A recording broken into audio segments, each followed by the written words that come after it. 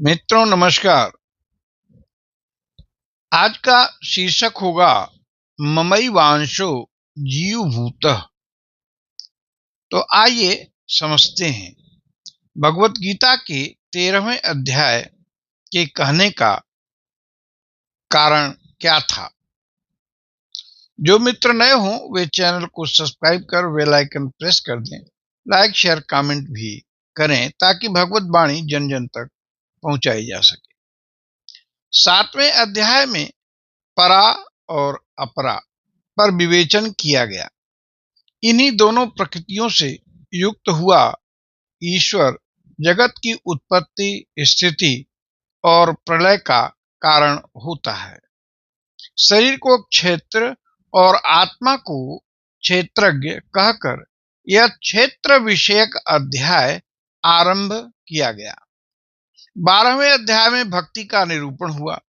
अब इस अध्याय में जो ज्ञान बताया है उसे जानकर और उस पर अमल करके साधक भगवान के प्यारे हो जाते हैं। इस अध्याय में कुल 34 श्लोक हैं। तो पहला श्लोक है श्री भगवान उवाच इदं शरीरं कौन्तेय क्षेत्रमित्यभिधीयते एतद्यो वेत्ति तं प्राहुः क्षेत्रज्ञ इति तद्विदः। हे अर्जुन, यह शरीर क्षेत्र है और इसे जो जानता है वह क्षेत्रज्ञ है। इदम शरीरम, यह शरीर क्षेत्रम इति अभिधीयते, क्षेत्र ऐसा जाना जाता है। क्यों क्षेत्र कहा? जैसे खेत में बोए हुए बीजों का उनके अनुरूप फल समय पर प्रकट होता है, वैसे ही इसमें बोए हुए कर्मों के संस्कार रूप बीज का फल समय पर प्रकट होता है, इसलिए इसका नाम क्षेत्र ऐसा कहा गया। एतत् जो वेत्ति, इसे जो जानता है। तो इसे कौन जानता है? स्वयं से पूछिए, कौन जानता है?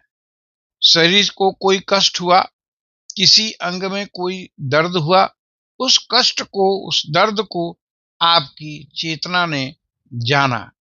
यही चेतना आत्मा भी है ऐसा कहा जाता है।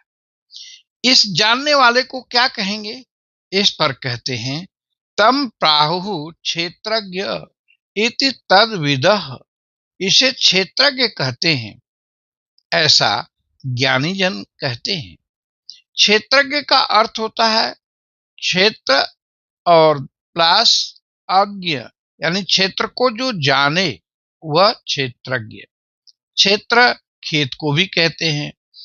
उस खेत के बारे में कौन जानेगा? किसान। यहाँ किसान क्षेत्रज्ञ हुआ। जैसे खेत में हम बीज बोते हैं, निराई करते हैं, गुड़ाई करते हैं, सींचते हैं, वैसे ही इस शरीर में जिसमें 5 कर्मेंद्रियां और 5 ज्ञानेंद्रियां हैं, हम संस्कारों को बोते हैं और फिर उसके फल को पाते हैं। यही किसान खेत से फसल रूप फल पाता है।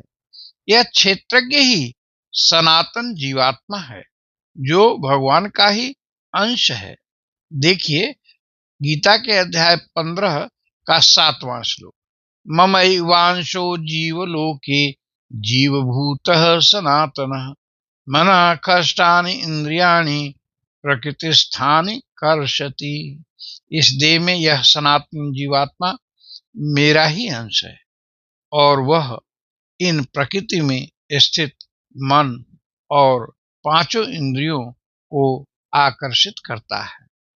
तो इस तरह गीता के अध्याय 13 के पहले श्लोक में शरीर को क्षेत्र और आत्मा को क्षेत्रज्ञ भगवान ने बताया। तो हम अपनी वाणी को यहीं विश्राम देते हैं। आइए भगवान का नाम लेते हैं। हरि ओम तत्सत, हरि ओम तत्सत, हरि ओम तत्सत।